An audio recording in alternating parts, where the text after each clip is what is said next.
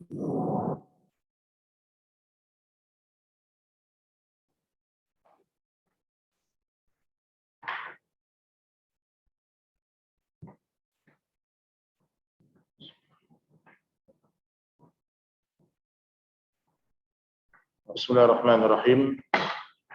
Assalamualaikum warahmatullahi wabarakatuh. Alhamdulillahi rabbil alamin. Wa bihi nasta'inu ala umuri dunya waddin. Wassalatu wassalamu ala ashrafil anbiya'i wal mursalin. Wa ala alihi wa sahbihi wa man sara ala nahjih. Wa tamassaka bi sunnatihi ila yaumiddin. Ya ayyuhalladzina amanu taqullaha haqqa tuqatih wa la tamutunna illa wa antum muslimun. Ma'asyiral muslimin wa ma'asyiral muslimat, para hadirin wal hadirat rahimani wa rahimakumullah. Sehat semuanya, ikhwan.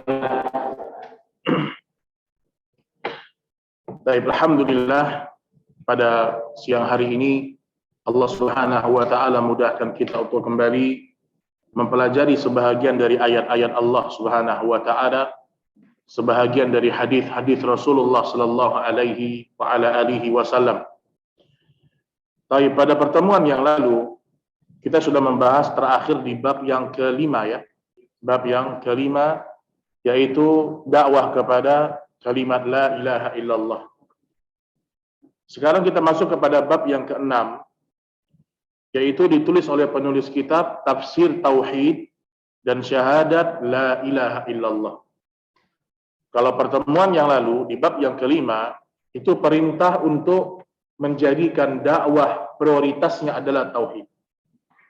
Sebelum mengajarkan manusia salat, sebelum mengajarkan manusia berpuasa, sebelum mengajarkan manusia untuk melakukan ibadah-ibadah yang lain, maka yang pertama kali diperintahkan oleh Rasul sallallahu alaihi wasallam adalah mendakwahkan syahadatu an la ilaha illallah.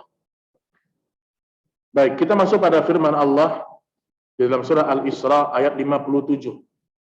Allah Subhanahu wa taala berfirman, "Ulaika alladziina yad'uuna yabtaghuna ila rabbihimul wasilah ayyuhum aqrabu wa yarjuuna rahmatah wa yakhafuna 'adzabah. Inna 'adzaba rabbika kana mahdhura." Orang-orang yang mereka seru itu, mereka sendiri mencari jalan kepada Tuhan. Tuhan mereka, siapa di antara mereka yang lebih dekat kepada Allah dan mengharapkan rahmatnya dan takut akan azabnya. Sesungguhnya azab Tuhanmu adalah suatu yang harus ditakuti. Baik, pertama perhatikan teman-teman sekalian. Disebutkan di sini bahwasanya orang-orang yang mereka seru, mereka sendiri mencari jalan kepada Rabb mereka, siapa di antara mereka yang lebih dekat kepada Allah. Di sini menunjukkan bahwasanya seorang itu ketika ingin beribadah kepada Allah, maka dia harus memiliki dua sifat. Dalam bahasan lain 3 sifat. Tapi dalam ayat ini Allah Subhanahu wa taala menyebutkan ayyuhum aqrab wa yarjuna rahmatahu wa yakhafuna 'adzabah. Hasil dari tauhid, setiap beribadah kepada Allah muncul rasa harap. Hasil dari tauhid, setiap selesai beribadah kepada Allah muncul rasa takut. Maka yang selaras dengan ayat ini, ketika Nabi Shallallahu alaihi wasallam membacakan ayat Allah dalam surat Fatir, kalau anda tidak salah, ketika Nabi Shallallahu alaihi wasallam membaca firman Allah, "Walladzina yu'tuna ma atau wa qulubuhum wajilat annahum ila rabbihim raji'un." Dan orang-orang yang mereka itu selesai melakukan ibadah kepada Allah, selesai sholat, selesai puasa, selesai sedekah, apa kata Allah Subhanahu wa taala? Qulubuhum wajilat. Hati mereka itu khawatir. Hati mereka itu semakin takut. Annahum ila rabbihim raji'un, karena sesungguhnya mereka akan kembali kepada Allah Subhanahu wa taala. Ketika Nabi bacakan ayat ini teman-teman sekalian, Aisyah keheranan radhiyallahu taala anha. Kata ibunda Aisyah, "Ya Rasulullah, ahum ar-rajulu alladhi yashrabul khamr wa yazni aw yasriquna syai'. Ya Rasulullah, apakah yang dimaksud dari ayat ini orang yang takut kepada Allah adalah orang yang baru saja mencuri atau baru saja berzina atau baru saja meminum khamar? Jadi mungkin ada orang minum khamar, dia taubat takut dengan azab Allah. Ada sebagian orang selesai berzina, dia taubat takut dengan azab Allah. Kata Nabi, la ya bintas Siddiq. Tidak wahai anaknya Siddiq. Ayat ini bercerita tentang humul ladzi yusalluna wa yasumuna wa yatasaddaquna. Justru ayat ini menceritakan tentang orang yang baru selesai sholat takut sama Allah. Orang yang baru selesai membayar zakat takut kepada Allah. Humul yakhafuna alla yuqbala min. Mereka takut kepada Allah, jangan-jangan amal mereka tidak diterima oleh Allah Subhanahu wa ta'ala. Ini orang yang mentauhidkan Allah, jemaah. Kalau ada orang yang mentauhidkan Allah, tidak takut sama Allah, tidak merasa dilihat oleh Allah, ini tauhidnya rusak. Makanya sebenarnya kalau seandainya antum bekerja, antum amalkan nilai-nilai tauhid dalam pekerjaan antum akan nyaman dalam bekerja. Pimpinan akan nyaman, bawahan akan nyaman. Kenapa? Mereka orang-orang yang mentauhidkan Allah. Tanpa diawasi, tanpa dilihat, tanpa disuruh, amanah mereka kerjakan. Karena sebenarnya Bapak Ibu atau teman-teman sekalian, semua lini kehidupan kita ini, kita bekerja, kita memberikan sesuatu kepada orang lain, kita berbakti sama orang tua, sebenarnya kita sedang berurusan dengan Allah. Dengan Allah Subhanahu wa ta'ala. Makanya orang-orang yang bertauhid, mereka akan amanah dalam pekerjaan mereka. Makanya Nabi Shallallahu Alaihi Wasallam ketika mengingatkan salah seorang sahabat, ketika Nabi menceritakan besok di hari akhirat itu akan dihisap semuanya, akan dihisap semuanya. Kata sahabat ini, ya Rasulullah, apakah juga akan dihisap seorang yang mengambil satu batang siwak milik saudaranya tanpa izin?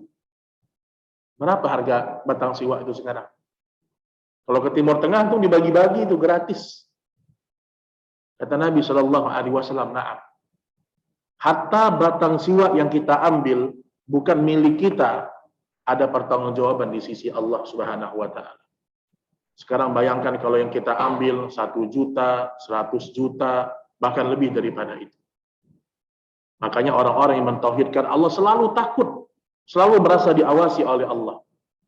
Karena mereka meyakini firman Allah, innallaha kana 'alaikum raqiba. Sesungguhnya Allah Subhanahu wa taala itu Maha mengawasi hamba-hambanya. Itu yang pertama, hasil dari tauhid, takut dengan hukumannya Allah.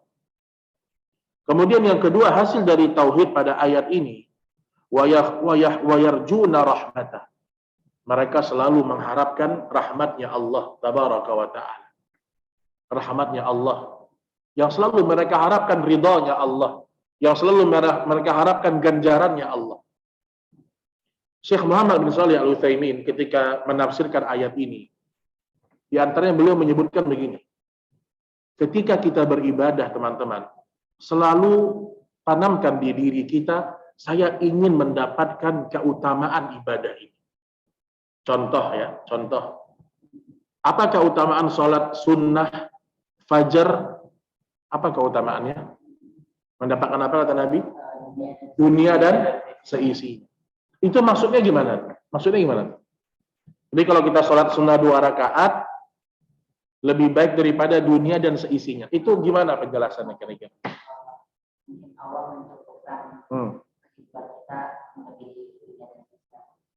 Maksudnya mencukupkannya gimana? Rahmat itu dalam bentuk apa? Karena ada orang Pak, nggak percaya apa rahmat itu. Saya sholat mana rahmat Allah kata dia. Jadi maksud dalam hadis itu apa? Sehingga orang bersemangat untuk sholat sunnah fajar nggak mau dia tinggalkan. Nah, di sini kita butuh para ulama yang mensyarah hadis. Di antaranya kata para ulama mufassirin, para ulama-ulama yang menyebutkan syarah hadis ini, mereka mengatakan apa? Orang yang sholat sunnah subuh, qabliyah subuh 2 rakaat, seandainya itu diterima oleh Allah, yang 2 rakaat itu, kemudian mereka masuk ke dalam surga, kekayaan yang mereka dapatkan di surga lebih hebat daripada dunia dan seisinya. Itu maknanya. Jadi kan lebih jelas kita mendapat apa sebenarnya. Kadang kalau disebutkan mendapatkan pahala, kadang sebagian orang pahalanya apa gitu. Makanya Ibnu Qayyim sebutkan di antaranya orang yang diterima sholat sunnahnya 2 rakaat qabliyah subuh, besok di surga Allah dia mendapatkan fasilitas lebih hebat daripada dunia dan seisinya. Itu baru 2 rakaat teman-teman sekalian. Ini kan rahmatnya Allah Subhanahu wa taala. Makanya membandingkan rahmat Allah dengan nikmat dunia, ini perbandingan yang sangat jauh sekali. Dan selalu kata para ulama, hiduplah kita di dunia ini selalu membandingkan akhirat dengan dunia, sehingga kita mengerti nikmat dunia itu tidak ada nilainya. Ini kita ambil satu contoh ya. Ini kita sederhanakan bahasannya gitu. Karena siang-siang mungkin ada yang puasa, nanti antum ngantuk ulang. Apa kata para ulama? Nikmat dunia itu kalau dibandingkan dengan rahmat Allah tidak ada nilai. Rahmat Allah di akhirat. Contoh, orang yang diberikan oleh Allah nikmat dunia, apapun, entah harta, kendaraan mewah, rumah mewah, dia beli, dia bahagia. Tapi sejalan dengan waktu, 1 minggu, 1 bulan, 3 bulan, apakah kebahagiaan yang dia dapatkan pertama kali sama dengan tahun depan? Berkurang. Berkurang. Ada orang beli mobil nih, cash, Masya Allah. Mengkilat dari dealer. Itu mobil baru hari pertama, Masya Allah dirawat, Pak. Bahkan ada orang, nggak boleh kena nafas mobilnya. Kena nafas nggak boleh. Apalagi ibarat, kena nafas nggak boleh. Tapi coba lihat, sebulan, 4 bulan, mulai berkurang kenikmatannya. Dan yang lebih hebat lagi, artinya lebih parah lagi, terkadang yang merasakan nikmat dunia itu bukan pemilik dunia. Justru orang yang tidak memiliki. Contoh, antum pergi kajian. Teman antum punya, anggaplah mobil mewah lah, Alphard lah. Antum nggak punya nih. Antum nebeng sama teman antum. Ketika antum masuk ke mobil itu, yang lebih merasakan kemewahan mobil penumpang atau yang punya mobil? Penumpang. Yang punya mobil biasa-biasa aja. Karena setiap hari dia rasakan nikmat itu dan lama-lama berkurang kenikmatannya. Adapun yang tidak memiliki dunia, selama dia belum dapat nikmat itu, dia akan merasakan nyaman. Jadi yang ingin saya sampaikan, nikmat dunia itu hanya terlihat nikmat kalau belum didapat. Kalau sudah didapatkan dan tidak bersyukur kepada Allah, yakinlah, dia akan menjadi orang yang paling miskin di dunia. Karena dia nggak pernah merasa puas dari apa yang Allah takdirkan untuk dia. Makanya disebutkan di sini orang beriman wa yarjuna rahmatah. Selalu harapannya adalah rahmatnya Allah Subhanahu wa taala. Baik, kemudian disebutkan dalam surah Al-Zukhruf ayat 26 sampai 27. Wa idz qala Ibrahimu li abihi wa qaumihi innani bara'um mimma ta'budun illa alladhi fatarani fa innahu sayahdin. Dan ingatlah ketika Ibrahim berkata kepada bapak dan kaumnya. Nah, di sini teman-teman sekalian, ya. Kenapa Allah menakdirkan ayahnya Nabi Ibrahim itu penyembah berhala? Di sini kata para ulama, agama ini bukan agama keturunan. Maksudnya, kalau bapaknya kiai, anaknya pasti jadi kiai. Enggak. Atau kalau seandainya ayahnya preman, anaknya juga preman. Enggak. Allah masukkan kisah Nabi Ibrahim di sini. Dan terang-terangan Allah jelaskan, Nabi Ibrahim itu ayahnya pembuat patung. Tapi dari ayah ini terlahir seorang nabi. Di sini juga motivasi bagi setiap orang. Ya. Kalau seandainya dia dapatkan orang tua yang tidak pernah mendidik dia dari kecil dengan agama, Bukanlah maknanya berarti dia orang tua saya tidak pernah mendidik saya. Karena Nabi Ibrahim saja seorang nabi, ayahnya seperti itu. Maka disebutkan di sini, sesungguhnya aku berlepas diri terhadap apa yang kamu sembah, tetapi aku menyembah Tuhan yang menjadikanku, karena sesungguhnya dia akan memberi hidayah kepadaku. Ini namanya tauhid. Ya. Maknanya adalah kecintaan seorang kepada orang tua, kepada ayah, kepada sahabatnya, tidak boleh melebihi kecintaan kita kepada Allah Subhanahu wa Ta'ala. Kita cinta sama anak kita, cinta sama pasangan hidup, cinta kepada ayah ibu kita. Tapi kalau sudah urusan maksiat, kita nggak boleh patuh. Itu orang yang mentauhidkan Allah. La ta'ata fi maksiatil khaliq. Tidak ada ketaatan kepada makhluk kalau makhluk itu menyuruh kita bermaksiat kepada Allah Subhanahu wa Ta'ala. Itu orang yang mentauhidkan Allah. Walaupun ayah dia sendiri, walaupun ibu kita sendiri. Maka ingat teman-teman yang dirahmati Allah Subhanahu wa Ta'ala, disebutkan oleh di sini pada surah Az-Zukhruf ayat 27, illal ladzi fatarani fa innahu sayahdin. Sesungguhnya dia akan memberikan hidayah kepadaku. Artinya apa? Hidayah yang paling besar yang dicurahkan kepada Nabi Ibrahim alaihi salam, beliau menjadi orang yang mentauhidkan Allah. Jadi jangan terbayang di antum tauhid itu hanya bahasan jangan sembah berhala, jangan sembah dukun, jangan sembah pohon. Enggak. Antum harus naik ke jenjang yang di atasnya. Alhamdulillah kita nggak sembah pohon, kita nggak sembah patung, kita hanya beribadah kepada Allah. Namun terkadang ada nilai-nilai tauhid yang belum sempurna di diri kita. Contoh, berharap kepada makhluk, takut menyampaikan kebenaran. Ini semua nilai-nilai tauhid. Kalau masih ada di hati kita berharap kepada makhluk, contoh misalnya, keluar keputusan, apapun, kita kerja keluar keputusan. Ternyata gaji harus dipotong. Orang yang bertauhid tidak pernah khawatir. Karena yang mengatur rezeki dia bukan bosnya. Tapi siapa? Allah Subhanahu wa Ta'ala. Itu tauhid teman-teman sekalian. Jadi tauhid sampai kepada titik itu.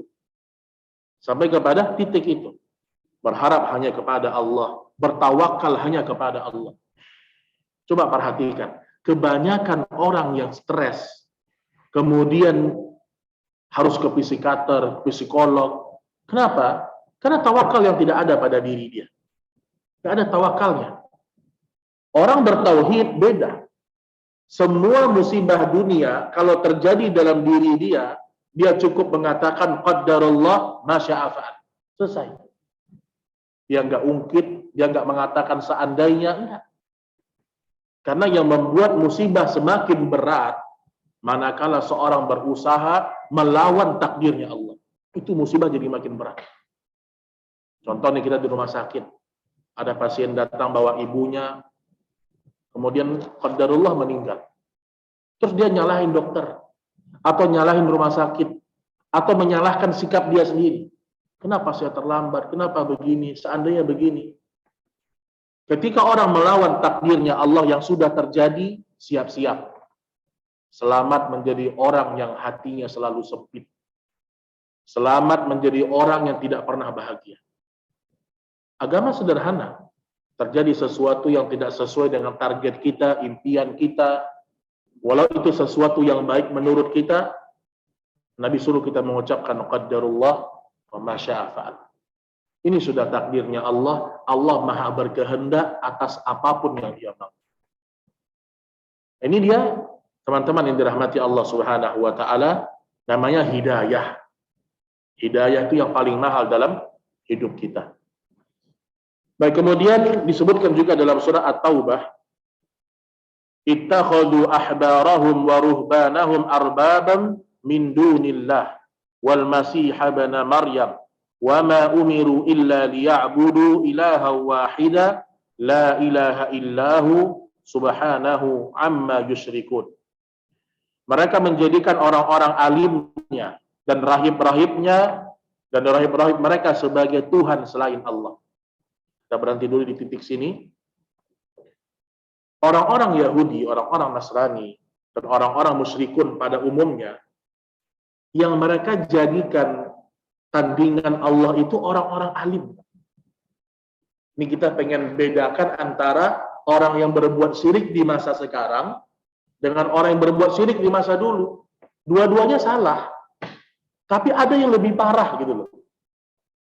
Disebutkan pada ayat ini, orang-orang dulu di masa Rasul Shallallahu Alaihi Wasallam yang mereka jadikan tandingan Allah itu orang-orang alim, orang-orang soleh yang jelas kesolehannya. Orang dulu begitu. Lihat juga umat Nabi Nuh yang mereka jadikan patung siapa? Orang-orang soleh. Lata, Uzza, Manat, dan seterusnya. Itu yang mereka jadikan orang soleh. Alasannya ini orang soleh. Kalau kami meminta kepada mereka lewat perantara mereka, Allah kabulkan doa kami. Itu dulu, Pak. Tapi sekarang lihat.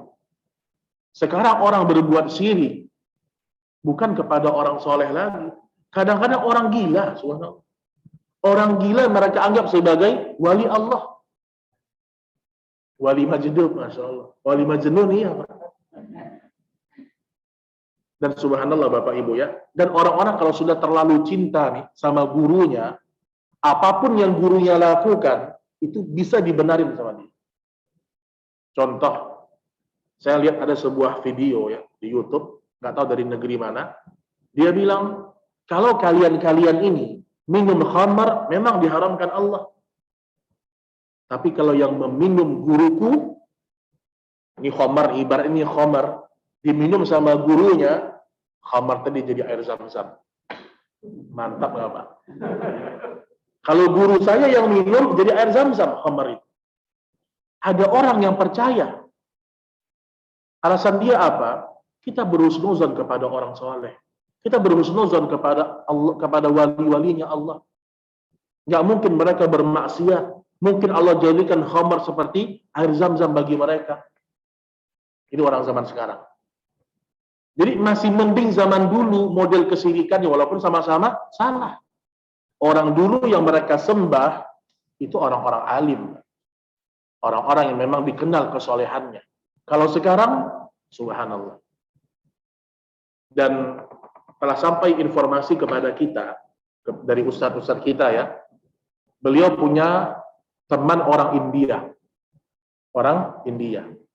kemudian cerita, akhi, di India itu ada orang yang menyembah tikus.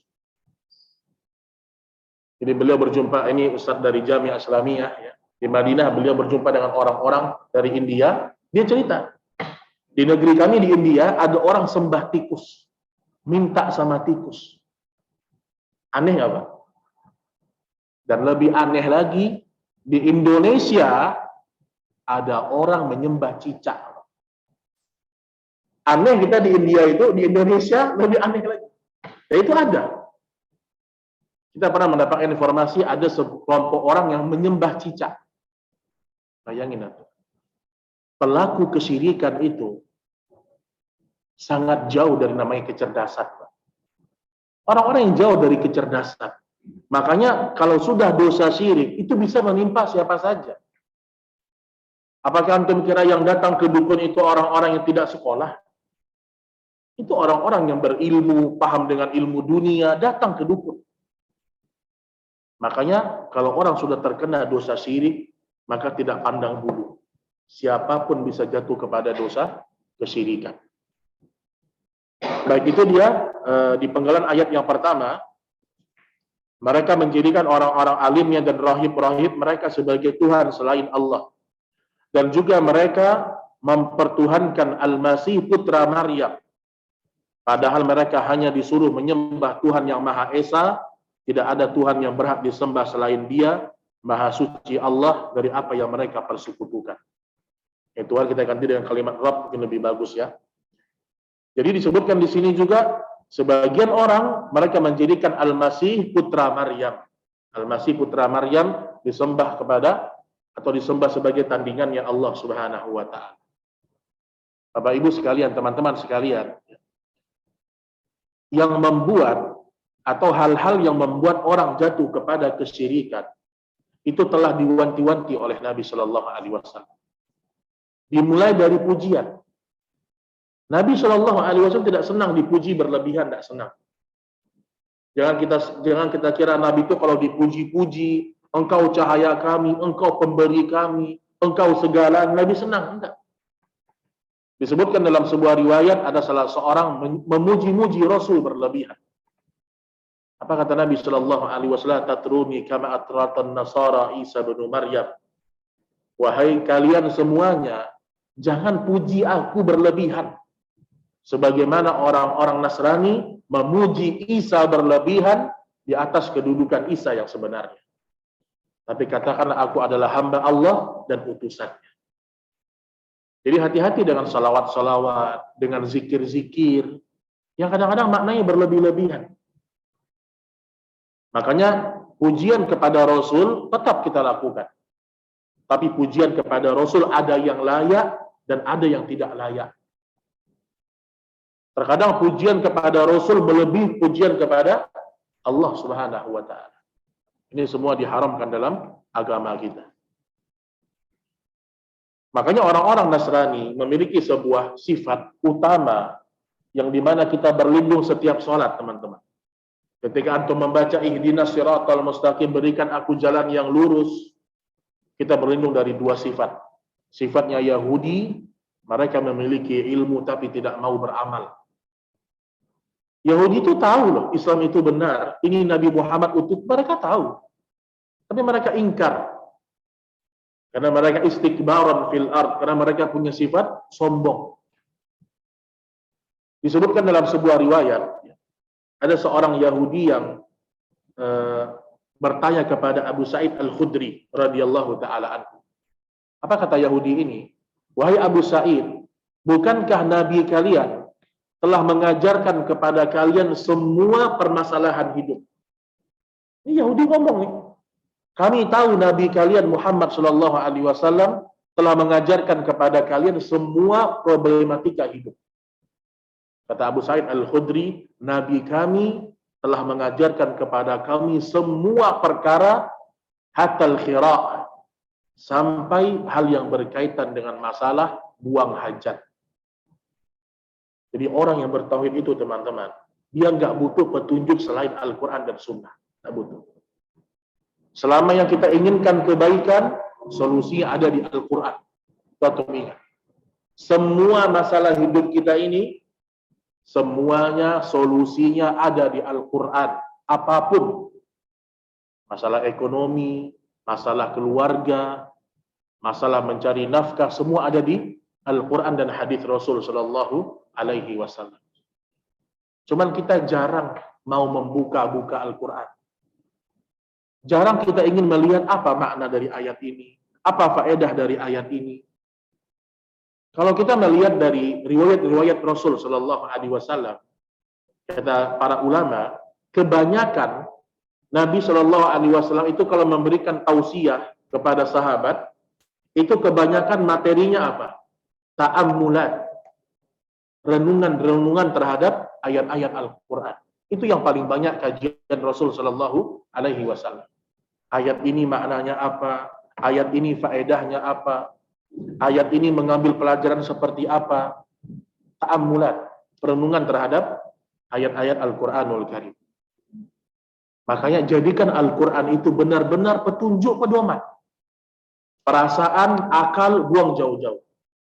Akal dan perasaan mengikuti Al-Quran dan Sunnah Rasul Sallallahu Alaihi Wasallam. Ini dia teman-teman sekalian, ya, perhatikan bahwasanya pujian terhadap Rasul yang berlebihan itu bukan ciri-ciri orang yang mentauhidkan Allah Subhanahu wa Ta'ala. Baik, pada ayat Al-Baqarah 165, wa minan nasi may yattakhidhu min dunillahi andadan yuhibbunahum ka hubbillah walladzina amanu asyaddu hubban lillah. Dan di antara manusia ada orang yang menyembah tandingan-tandingan selain Allah. Mereka mencintainya sebagaimana mereka mencintai Allah. Lihat kalimat ini ya. Ada orang mencintai sesuatu sama dengan mencintai Allah Subhanahu wa Ta'ala. Sama aja nggak boleh, Pak. Kita cinta kepada ibu kita sama seperti cinta kepada Allah, nggak boleh. Kecintaan kita kepada manusia, kepada apapun, harus lebih kecil daripada kecintaan kepada Allah Subhanahu wa ta'ala. Tapi yang kita lihat di masyarakat kita bukan sama lagi. Malah kecintaan kepada makhluk itu lebih besar daripada kecintaan kepada Allah. Ada orang kagum sama pemain bola, ada nggak? Ada. Kagum kepada ahli maksiat, kagum kepada orang-orang yang main di drama Korea, kagum. Ingin mengikuti gaya mereka. Kalau dulu, Pak, celana cingkrang itu orang nggak mau pakai, Pak. Dikatakan ini orang kampungan, orang kebanjiran. Semenjak orang-orang kafir bergaya seperti itu, dipakai sama anak-anak muda sekarang. Orang-orang Korea itu celana di atas mata kaki, loh, ya nggak? Itu yang tren sekarang. Celana di atas mata kaki. Tapi Allah Maha melihat niat. Kalau ada orang memakai celana di atas mata kaki, niatnya mengikuti orang kafir, tetap dia berdosa. Karena kecintaannya salah. Jadi subhanallah ya, satu perbuatan sama yang dilakukan, tapi yang satu melakukan karena tauhid, karena cinta kepada Rasul, yang satu melakukan karena dunia. Maka bisa beda tuh. Yang satu menuju surga, yang satu menuju ke dalam api neraka. Jadi hati-hati. Jadi sebenarnya bahasan tauhid ini bahasan hati. Kata Ibnu Qayyim rahimahullah, tauhid itu sebenarnya itu pembahasan masalah hati manusia dan amal manusia. Karena kita bisa lihat orang bertauhid itu kan dari perbuatan dan yang paling dalam dari hatinya. Ikhlas bahasan tauhid. Tawakal bahasan tauhid. Kemudian membersihkan hati bahasan tauhid. Artinya apa? Penyakit-penyakit hati itu semua dibersihkan dengan tauhid, selesai. Maka ingat teman-teman yang dirahmati Allah, bahwasanya mencintai sesuatu sama seperti mencintai Allah, itu termasuk ke dalam kesyirikan. Walaupun nanti dilihat kadarnya, apakah membuat dia murtad dari agama atau tidak. Jadi kita tuh kagum jangan sama yang aneh-aneh. Kagum hanya kepada Nabi Shallallahu Alaihi Wasallam. Kagumlah kepada para sahabat yang jelas-jelas perjuangannya itu nyata, bukan superhero, Pak, yang nggak jelas, hanya ilustrasi. Ya. Sahabat benar-benar hidup bersama Rasul Shallallahu Alaihi Wasallam. Kemudian Allah sebutkan, walladzina amanu asyaddu hubban lillah. Adapun orang-orang yang beriman, rasa cintanya kepada Allah lebih besar. Lebih besar. Sehingga apapun yang membuat mereka jauh dari Allah, mereka tinggalkan. Contoh, pekerjaan, rezeki yang tidak halal, dia nikmati. Dia kenal sama agama, ditinggalin sama dia. Ini orang yang bertauhid. Orang yang tidak pernah takut kehilangan dunia demi mendapatkan kasih sayang Allah. Itu orang yang bertauhid, teman-teman. Jadi jangan pernah khawatir. Kalau antum mendahulukan Allah dari apapun, Allah akan jaga kita. Lihat dulu para sahabat ketika turun perintah berhijrah ke Madinah. Apa antum kira mereka punya tabungan banyak? Enggak. Sebagian mereka ketika datang perintah hijrah ke Madinah, mereka menjual rumah-rumah mereka di Mekah. Tapi nggak ada yang mau beli. Karena orang-orang musyrikun sepakat, jangan beli rumahnya sahabat-sahabat Muhammad. Supaya mereka tidak jadi pindah ke Madinah. Tapi mereka orang yang cinta kepada agama. Orang yang hidupnya untuk akhirat. Akhirnya mereka tinggalkan rumah mereka. Mereka berangkat seadanya. Artinya apa? Mereka berani meninggalkan semuanya karena Allah. Dan ujian kita di masa sekarang, teman-teman, tidak lebih berat dari sahabat. Sekarang orang kalau sudah kenal sama agama, datang ke majelis ilmu, tahu mana yang halal, mana yang haram, mana ridha Allah, mana murka Allah, sehingga harus meninggalkan pekerjaannya mudah. Sekarang kalau ada orang kerja di tempat yang haram dia tinggalkan, Dia hanya kehilangan pekerjaan. Ada ribuan maisha di luar sana. Mungkin dia masih punya tabungan, masih bisa ngontrak rumah, masih bisa bersama keluarganya. Tapi para sahabat dulu enggak. Mereka harus meninggalkan semua dari kenikmatan-kenikmatan dunia. Jadi selalu bandingkan musibah antum, musibah kita, dengan musibah orang-orang terdahulu. Itu akan meringankan beban kita, teman-teman. Dalam urusan musibah itu, lihat yang lebih berat dari kita. Sehingga tidak membuat kita terlalu bersedih hati. Meninggalnya anak misalnya. Orang yang bertauhid, dia lihat manusia terbaik. Ada seorang bapak-bapak, bapak-bapak ini kan jarang nangis ya. Sangat jarang lah nangis kalau suami itu. Biasanya laki-laki kalau udah nangis itu udah berat tuh. Datang seorang ayah ke hadapan saya nangis. Dia punya 3 orang anak, 2-nya meninggal ketika dia masih hidup. Di usia-usia sedang besar-besarnya, sedang kuliah dan seterusnya. Nangis dia. Sampai terucap dari lisan dia, Allah ini nggak adil sama saya. Allah, mana Allah? Saya minta setiap hari keselamatan, tapi Allah nggak kasih. Saya diberikan musibah yang berat, yang mungkin orang lain nggak dapatkan selain saya. Kecuali sedikit, kata dia. Saya bilang sama dia, ada orang di masa dulu, Pak, lebih soleh daripada antum. Lebih berilmu daripada antum. Lebih berkorban untuk agama daripada antum. Dia punya 5 orang anak, semuanya meninggal ketika dia masih hidup. Yang terakhir meninggal Fatimah 6 bulan setelah wafatnya Rasul Shallallahu Alaihi Wasallam. Itu cobaan Rasul kita, Pak.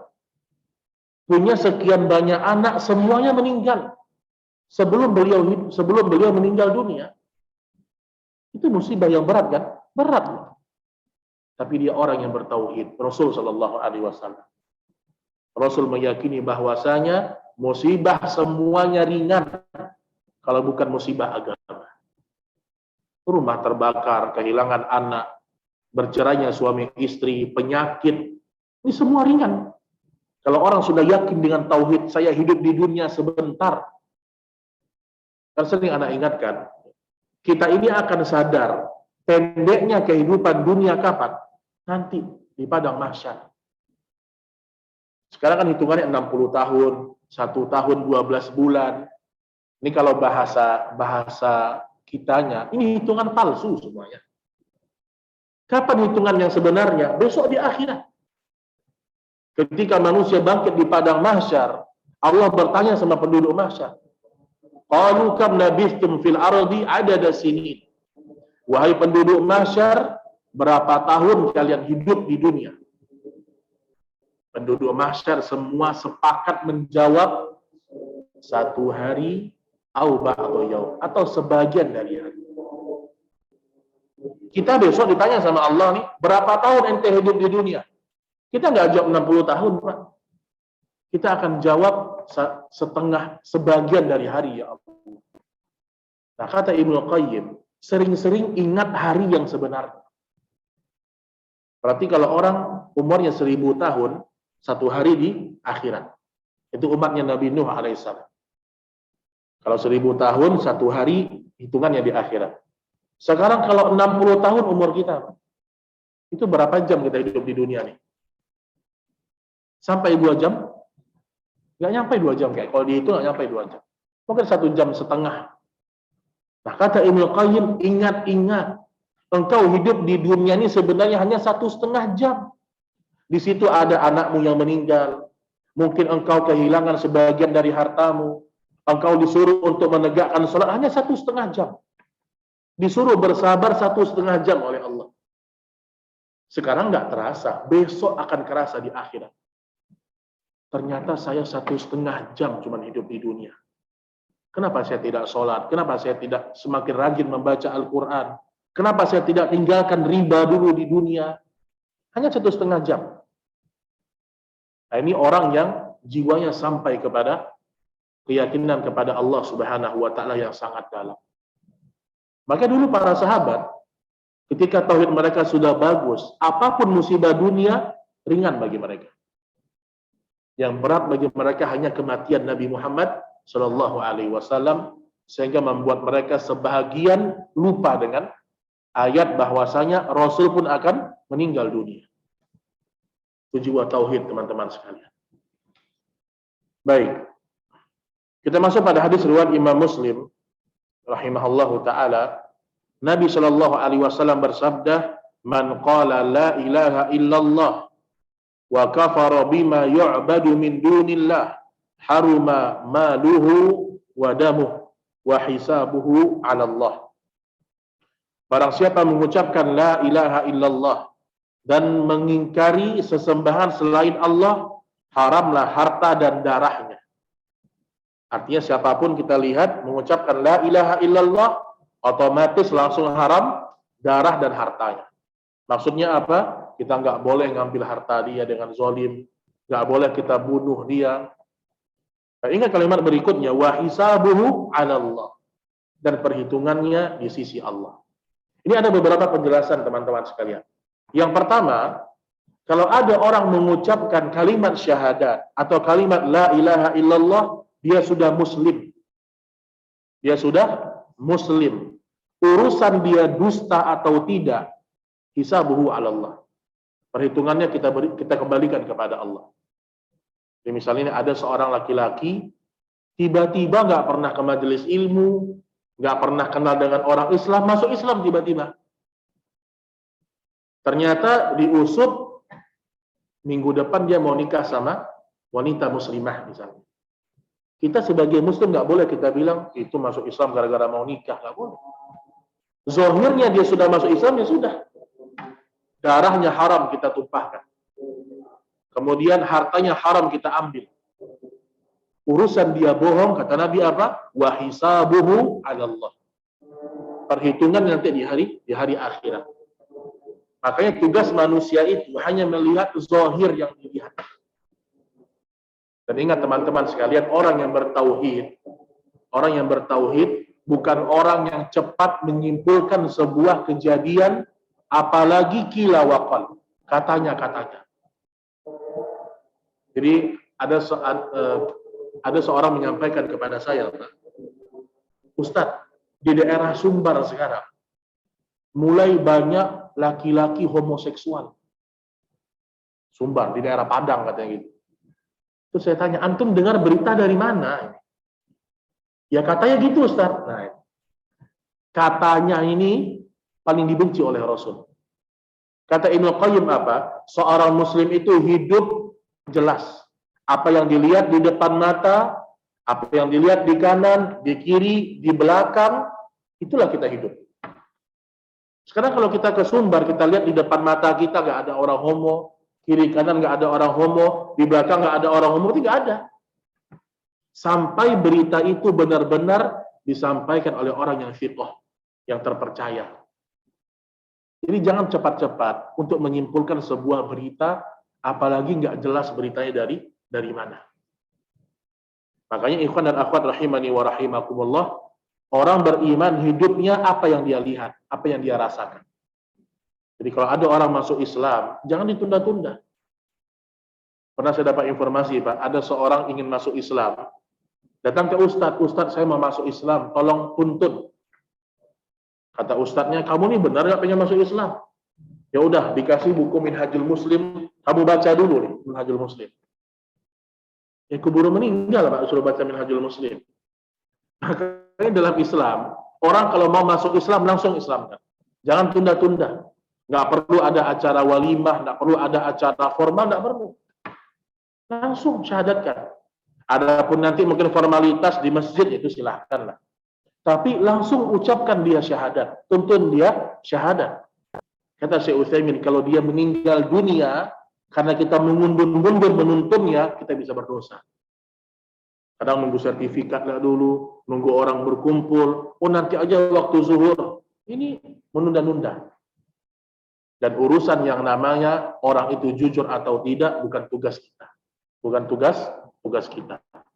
Kemudian makna yang kedua dari hadis Nabi Shallallahu Alaihi Wasallam, bahwasanya pentingnya seorang Muslim itu menjaga kehormatan saudara dan hartanya. Jadi kalau sudah statusnya Muslim, Itu benar-benar tinggi di mata kita, teman-teman. Wala tahinu wala tahzanu wa antumul a'launa in kuntum mu'minin. Jangan kalian merasa rendah, jangan kalian merasa hina. Wa antumul a'laun. Sesungguhnya kalian orang-orang yang paling tinggi in kuntum mu'minin. Kalau kalian orang-orang yang beriman kepada Allah. Berarti kita berjumpa sama seorang muslim, dia punya hak dari kita. Dia mengucapkan salam, kita jawab salam. Ada hak-hak yang harus kita penuhi. Makanya aneh, Pak, kalau ada sebagian orang ya, tidak mau tegur sapa, tidak mau menjawab salam kita hanya karena ustadz itu pakai video ini, enggak. Itu mana dasar dalam agama? Ada sebagian orang mengeluarkan ini bukan orang ahlu sunnah karena dia pakai video dalam ceramah. Ini landasan manhajnya apa? Sejak kapan orang kalau pakai video dalam ceramah dikatakan bukan ahlu sunnah? Kemudian ditahdzir, diperingatkan, disuruh orang menjauh. Ini bukan landasan ahlu sunnah. Sudah jelas kaedah-kaedah kapan seorang dikatakan keluar dari ahlu sunnah, itu ada kaedah-kaedah. Makanya Hasan Al-Basri ketika beliau berjalan, kemudian ada seorang yang menceritakan tentang aib seorang yang dikatakan ahlu sunnah. Ceritakan aib-aib si fulan begini-begini. Apa kata Hasan Al-Basri? Berhentilah engkau membongkar aib ahlu sunnah. Sesungguhnya ahlu sunnah itu sedikit, maka bersatulah kalian. Artinya apa? Muslim itu sedikit. Maka menceritakan aib saudara, menjatuhkan kehormatan mereka, apalagi menumpahkan darah seorang muslim, itu hukumnya dosa besar. Hukumnya adalah dosa besar. Maka nggak boleh kita bermudah-mudahan dengan menghalalkan darah seorang muslim, nggak boleh. Baik, ma'asyiral muslimin rahimani wa rahimakumullah. Mungkin ini yang kita bahas pada pertemuan ini. Kita terhenti pada hadis Rasul sallallahu alaihi wasallam pada pembahasan ini. Kita akan lanjutkan insyaallah dengan pembahasan pada paragraf berikutnya karena mulai masuk kepada bahasan yang baru. Bahasan yang baru yang masih berada di bab ke-6 insyaallah taala. Baik, sebelum kita akhiri, kalau ada pertanyaan atau yang ingin antum tambahkan, silakan. Pertanyaan Ya. pertama, kapan kita tahu bahwa kita kadang-kadang lebih mencintai hal lain daripada Allah? Masya Allah. Karena di satu waktu kalau kita masalah, rasanya kalau kita lebih cinta dalam ibadah, tapi masih ada kecintaan karena cinta pada keluarga, kepada anak, kita daripada Allah. Sebuah pertanyaan, kadang-kadang kita dihadapkan di antara negara, antar daerah, itu kita suka ada egoisme kenegaraan atau kesukuan, sehingga menyebabkan kita menghina saudara kita di Malaysia lah.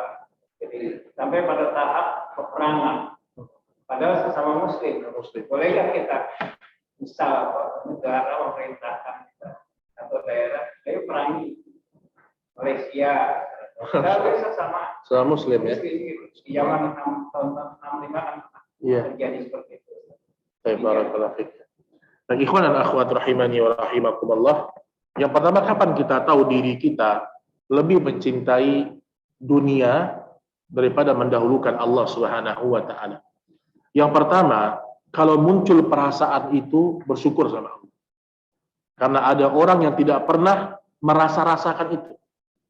Ada orang hidupnya nggak pernah kerja, sholat, nggak pernah dia berpikir saya lebih cinta dunia atau akhirat ya sebenarnya.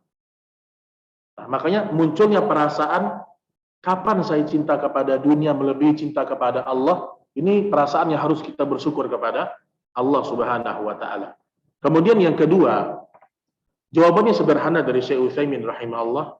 Kata Syekh Utsaimin, nikmatilah dunia itu selagi tidak membuat kalian jatuh kepada larangan-larangan Allah dan melalaikan agama kalian. Itu intinya. Kita disuruh boleh kita menikmati dunia, bukan nggak boleh. Sesekali kita menikmati dunia, pergi makan dengan keluarga, pergi liburan dengan keluarga, tapi ingat satu, jangan sampai menikmati dunia itu membuat agama kalian rusak. Contoh, liburan boleh, tapi kalau pergi ke pantai Bali, rusak nggak agama? Rusak nggak? Rusak. Itu yang nggak boleh. Liburannya boleh, tapi ketika sudah mata memandang yang tidak halal, jadi masalah. Menikmati apapun dibolehkan dalam agama kita selama tidak melewati batasan syariat. Itu cara menimbangnya. Itu cara menimbangnya. Kita cinta sama anak kita. Saya lebih cinta anak saya atau lebih cinta kepada Allah sebenarnya? Uji. Ketika anak kita sedang tidur di waktu subuh, kita lihat kecapean anak kita, Masya Allah. Udah dewasa nih ya. Kadang-kadang orang tua nggak tega. Anaknya akhirnya dibiarin tidur, sholat di rumah. Berarti kita lebih cinta kepada anak daripada perintah Allah. Apa perintah Allah? Anak disuruh bawa ke masjid, laki-laki. Kalau dia sudah balik. Atau sebagian orang tua juga kadang-kadang begitu. Karena cinta sama anak, akhirnya salah mengambil sikap terhadap pendidikan anak. Anaknya ini, subhanallah, ini satu kisah aja. Jumat kemarin, saya ketemu dengan seorang ayah, seorang ibu, dan anak laki-laki. Ini anak laki-laki, subhanallah, Pak, pintar. Dia pernah juara 1 fisika nasional. Kemudian tembus masuk ITB. Tapi qadarullah, 1 semester di ITB, dia kemasukan jin. Kemudian semenjak itu dia nggak mau sholat. Tapi antum tahu, jinnya jin subuhat. Ketika ditanya sama ibunya, kenapa kamu nggak sholat? Nah, sholat wajib. Apa kata jawabannya, Pak? Sholat itu nanti, yang penting tauhid dulu. Subhanallah. Dia jumpa dengan saya di Masjid Nurul Iman, dia bawa kitab ini, Pak. Tapi jangan takut, nanti nggak akan kemasukan jin baca ini. Enggak. Dia bawa ini, Pak. Dia kasih ke saya bab yang Nabi mengutus Mu'adz ke Yaman. Karena dia suka belajar, jadi godaannya pun di sisi situ. Dia bilang, Ustadz, kita nggak perlu sholat dulu. Karena dulu Nabi fokus ke tauhid. Kan jin seperti itu. Jin itu kalau sudah merusak orang, dia akan membuat manusia itu tidak melakukan kewajiban. Kadang-kadang ada jin, orang ini sholat tapi nggak dibolehkan berwudu. Jadi sama aja sebenarnya. Ada sebagian jin itu, kamu jangan berwudu, tapi tetap sholat. Tetap aja nggak sah sholatnya. Anak ini bilang begitu, Pak. Tauhid dulu, Ustaz. Itu diulang-ulang terus sama dia. Terus saya bilang begini, dulu sahabat masuk Islam, mereka langsung disuruh sholat oleh Rasul Shallallahu Alaihi Wasallam ketika syariat sholat sudah turun. Bahkan orang yang tidak hafal Al-Fatihah disuruh membaca apa? Subhanallah, walhamdulillah, wala Allahu Akbar. Terus dia senyum, Pak. Kata ibunya apa? Dia kalau senyum begini, Ustaz, pertanda ada statement dia tuh yang kalah. Nah, semenjak itu diulang-ulang sama dia. Dulu sahabat masuk Islam, kemudian sholat. Sekarang dia sholat, Pak. Perlahan-lahan mulai hilang gangguan-gangguan jin tadi. Jadi yang ingin saya katakan apa? Hati-hati dalam merasa diri aman dari gangguan syaitan. Hati-hati. Baca zikir pagi, zikir petang. Karena orang yang bertauhid selalu merasa dirinya lemah di hadapan Allah Subhanahu wa ta'ala. Antumul fuqara ilallah. Nah, yang ingin saya sampaikan adalah jangan sampai karena cinta kepada keluarga membuat kita tega melanggar perintah Allah. Kadang-kadang ada orang tua tuh saking sayang sama anaknya nggak boleh ke pesantren. Padahal anak laki-laki nih misalnya, karena kerinduan, pengen dekat sama anak. Enggak, orang tua yang soleh, yang solehah, diantarin anaknya belajar agama. Walaupun nggak mesti di pesantren ya. Ini cara untuk melihat apakah kita cinta kepada keluarga berlebih atau kepada Allah Subhanahu wa taala. Baik, kemudian yang kedua berkaitan dengan asobiyah, kalau bahasanya adalah fanatisme. Ada orang fanatik kesukuan, ada yang fanatik kepada negara tadi. Hadis yang selalu digembar-gemborkan apa? Cinta tanah air bagian dari iman. Ini kan hadis palsu, Pak. Orang beriman, cinta tanah air itu pertama Mekah dan Madinah, karena ada keutamaannya. Walaupun kita bukan orang Madinah, kita cinta kepada Madinah. Kenapa kita cinta kepada tanah air Madinah, Mekah? Karena itu tanah yang dicintai oleh Allah. Nah, disebutkan dalam sebuah riwayat, ada seorang sahabat yang mengatakan, ya Rasulullah, kalau ada seorang laki-laki membela kezaliman saudaranya karena dia satu suku, apakah dia asabiyah? Kata Nabi, iya, itu bagian dari asabiyah yang dilarang oleh Allah, kata Nabi. Kemudian para sahabat pernah selesai sholat asar, mereka kumpul. Tapi mereka bercanda, ini hadis riwayat sahih. Yang muhajirin pergi ke sebelah ujung masjid, yang ansor ke ujung masjid sebelah. Yang muhajirin ngomong, yang ansor jangan dekat-dekat ya, ini khusus muhajirin duduk sini. Oh, yang ansor nggak mau kalah. Yang muhajirin jangan dekat-dekat, ansor hanya duduk di sini. Buat komunitas. Asabiyah. Didengar oleh Nabi, memerah wajah Rasul sallallahu alaihi wasallam. Kemudian Nabi mengatakan, innaha mumtinah. Tinggalkan semua ucapan-ucapan itu, karena itu ucapan-ucapan yang menjijikkan, kata Rasul. Dan Nabi mengatakan, bagaimana mungkin ada fanatisme di antara kalian, wa ana baina adharikum, dan aku di depan kalian sekarang. Kok bisa ada syiar-syiar jahiliyah, sedangkan aku berada di hadapan kalian sekarang. Jadi maksudnya adalah tetap ya, yang namanya kita ini cinta kepada saudara kita seiman, baik yang di Indonesia, mau yang di Malaysia, mau yang di Brunei, siapapun dia, apapun rasnya, apapun sukunya, kalau dia Muslim, dia saudara kita. Dia saudara kita. Maka menyuruh orang melakukan permusuhan, kebencian kepada orang beriman, hanya karena beda negara, ini kebatilan. Ini adalah kebatilan. Karena Allah berfirman, innamal mu'minuna ikhwah fa aslihu baina akhwaikum. Mukmin itu bersaudara. Maka damaikan orang-orang yang sedang berantem di antara kalian. Allah nggak bilang mukmin Indonesia dengan mukmin Indonesia, enggak ada. Semua orang mengucapkan syahadat saudara kita. Adalah saudara kita. Jadi jangan sampai terpancing dengan provokasi-provokasi. Dia Muslim saudara kita. Dia salah, ingatkan. Kan begitu. Dia punya aib, tutup aibnya. Dulu para salaf, Pak, ketika mereka mau menuntut ilmu, apa doa mereka? Allahumma astur aurati muallimi. Ya Allah, tutuplah aib guruku di hadapanku, sehingga aku bisa mengambil keberkahan ilmu dari dia. Orang dulu, Pak, kalau mau belajar, ya Allah, tutuplah aib guruku di hadapanku. Kenapa? Supaya tetap semangat dia belajar. Orang sekarang, gimana bisa tahu aib ustadznya? Masya Allah. Ustadz tuh begini, ustadz begini. Malah senang, malah dibahas kadang-kadang. Para salaf enggak. Mereka minta sama Allah supaya aib guru-guru mereka ditutup dari mereka. Sehingga mereka hanya fokus belajar ilmu. Itu namanya apa? Menjaga aib saudara seiman. Jadi apapun permusuhan yang mengatasnamakan negara, suku, bangsa, kalau dia sesama muslim memang itu tidak benar. Tidak benar.